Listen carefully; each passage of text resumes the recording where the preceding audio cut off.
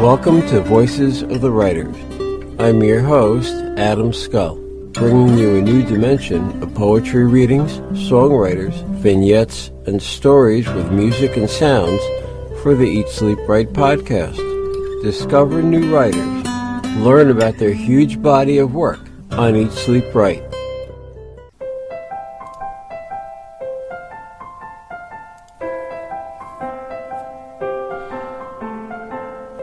Christmas Trees by Robert Frost, 1920. Read by Adam Scull. The city had withdrawn into itself, and left at last the country to the country. When between whirls of snow not come to lie, and whirls of foliage not yet laid, there drove a stranger to our yard, who looked the city, yet did in country fashion, in that there he sat and waited till he drew us out, a-buttoning coats, to ask him who he was. He proved to be the city come again, to look for something it had left behind, and could not do without, and keep its Christmas. He asked if I would sell my Christmas trees, my woods, the young fir balsams, like a place where houses are all churches and have spires. I hadn't thought of them as Christmas trees. I doubt if I was tempted for a moment to sell them off their feet to go in cars and leave the slope behind, the house all bare, where the sun shines now no warmer than the moon. I'd hate to have them know it, if I was. Yet more I'd hate to hold my trees, except as others hold theirs or refuse for them, beyond the time of profitable growth.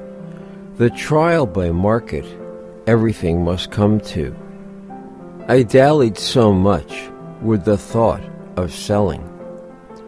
Then whether from mistaken courtesy and fear of something short of speech, or whether from hope of hearing good of what was mine, I said, there aren't enough to be worthwhile.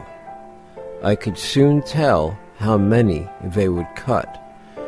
You let me look them over. You could look, but don't expect I'm going to let you have them. Pasture they spring in, some in clumps too close, that lop each other of boughs, but not a few. Quite solitary, and having equal boughs all around and round.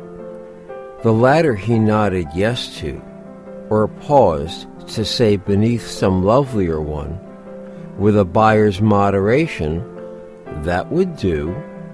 I thought so too, but wasn't there to say so. We climbed the pasture on the south, crossed over, and came down on the north. He said, 1,000. 1,000 Christmas trees, at what a piece! He felt some need of softening that to me. 1,000 trees would come to $30.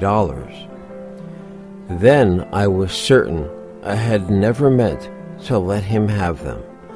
Never show surprise, but $30 seemed so small beside the extent of pasture I should strip.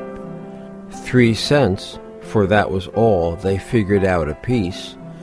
3 cents so small beside the dollar friends I should be writing to within the hour, would pay in cities for good trees like those.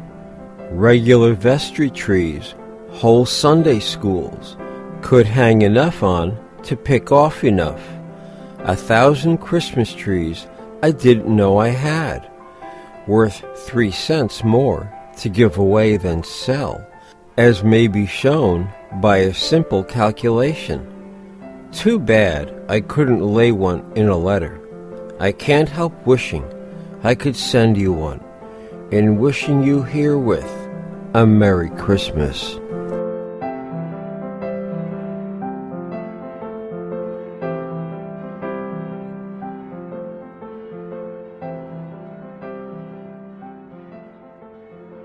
Thank you for joining us for another edition of Voices of the Writers, located at eatsleepwrite.net, bringing you a new dimension of poetry, songwriters, vignettes and stories with music and sounds, for Eat Sleep Write. We would like to hear from you. Engage with us. Send your comments and questions to comments@eatsleepwrite.net, or leave a comment at the end of the podcast page. Join us again for Voices of the Writers on Eat Sleep Write.